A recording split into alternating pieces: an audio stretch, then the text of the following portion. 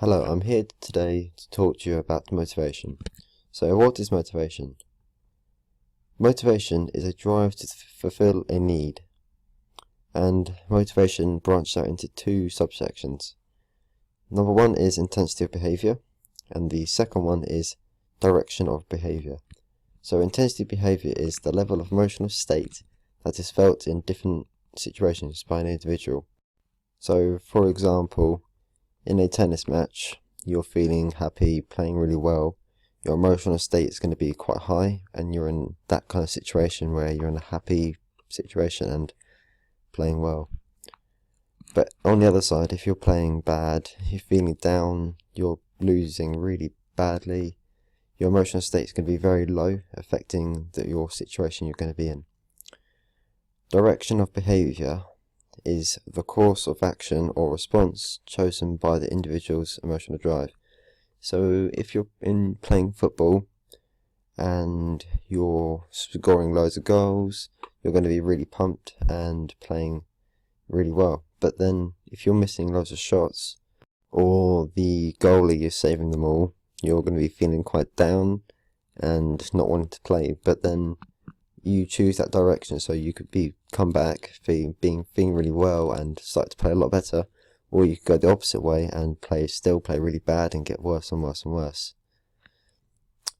And then there are two different types of motivation. These are extrinsic and intrinsic. Extrinsic motivation is being driven by rewards such as trophies, gradings, and praise from others. These kind of people are externally motivated, which can be useful to improve performance. So these types of motivation come from outside the performer in their environments. And then extrinsic motivation is put into two different categories. Tangible, which is like physical rewards, so as I was saying, the trophies and the money. But then there's tangible rewards, which is verbal. So you're getting praise and people saying you're playing really well. And then there's intrinsic motivation. And these kind of people are purely driven by the love of their sport and them just enjoying what they do best. And when they are pushing themselves to complete or overcome a difficult situation, they thrive off this motivation. And then there are lots of different theories of motivation. For example, the trait, social learning, interactionist attribution theory, achievement goal theory, and achievement motivation theory. The trait theory is linked into this when their motivated behavior is a result of their individual's characteristics, so it is mainly determined by their personality. The social learning theory to motivation is mainly determined by the situation or what kind of environment they're in.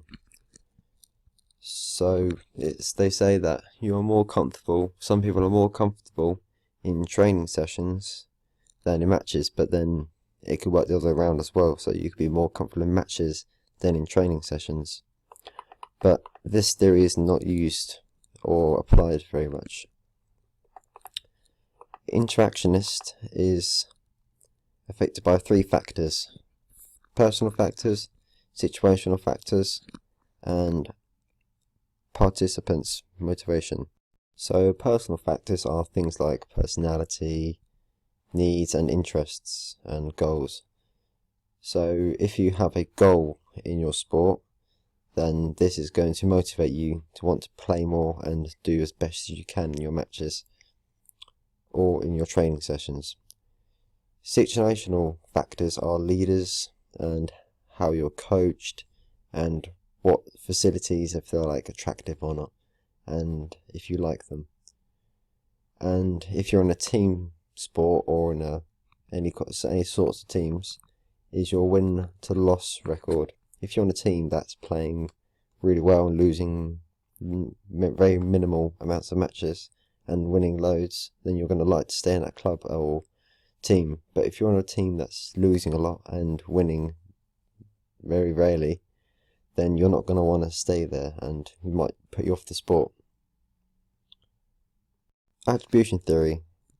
So this looks at reasons for like coaches and players account for success or in failure in sport. There is a link between attribution and achievement motivation theory. Achievement goal theory is determined by perceived ability and achievement behavior. Perceived ability is either going to be high or low perceived ability or competence. Achieved goal is an outcome or a task-oriented goal. So the link between attribution theory and achievement goal theory is, well, if the coaches aren't giving you goals that are easy to get or obtain, then that's the coach's style. They're not doing it right for what you need. But then again, if the coach is setting goals that's to your ability and you're able to achieve, then that coaching style is good for you. And then there is achievement motivation theory. This is related to the extent of an individual and how they are motivated to attain success. So there are two sublinks connected to achievement goal theory. So NACH, which is the need to achieve, so they thrive off things like they need feedback and they like the challenge.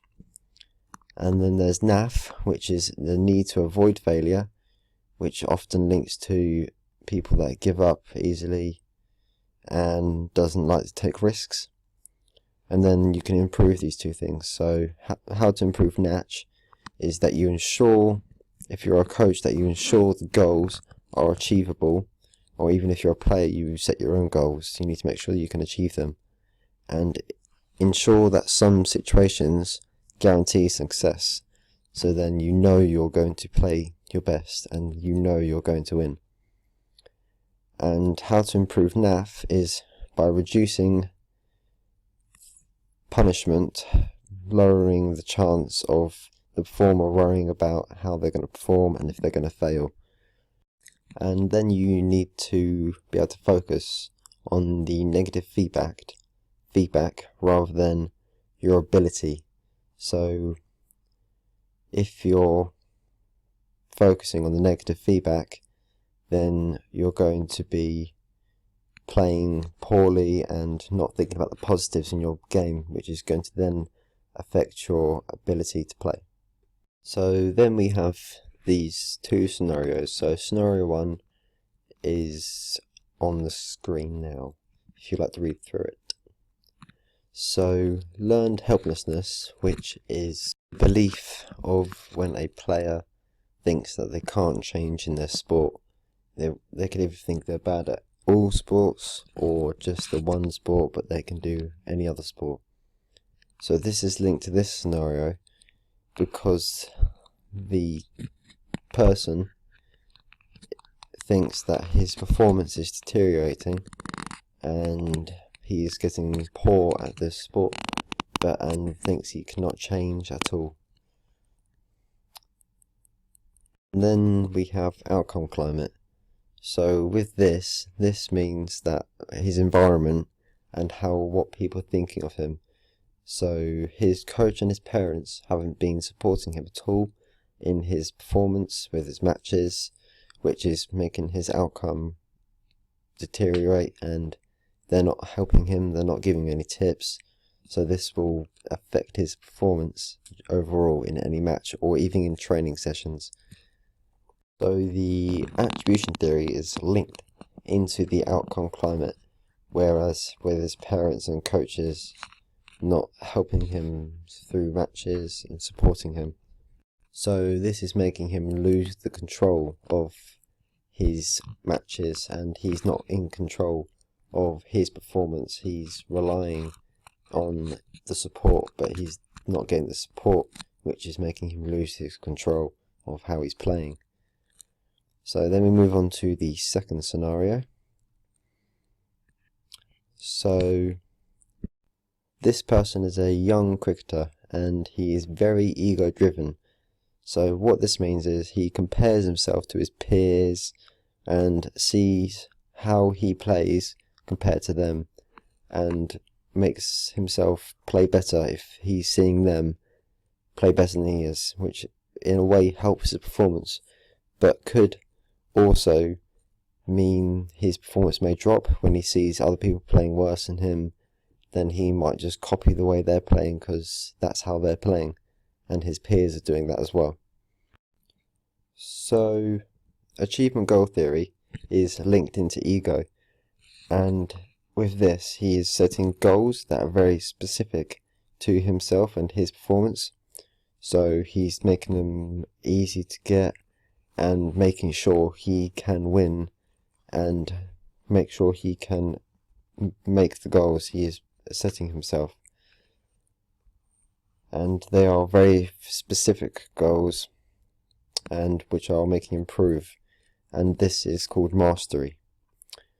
Also, he is very extrinsically motivated because he likes to get trophies and certificates.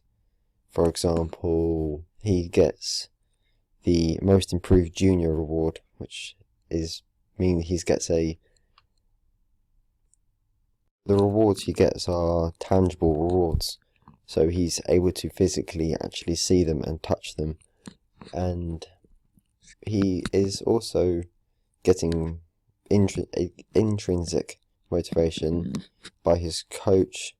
When he sets the goals, his coach is going to praise him, and he'll get status as well. So that's the end.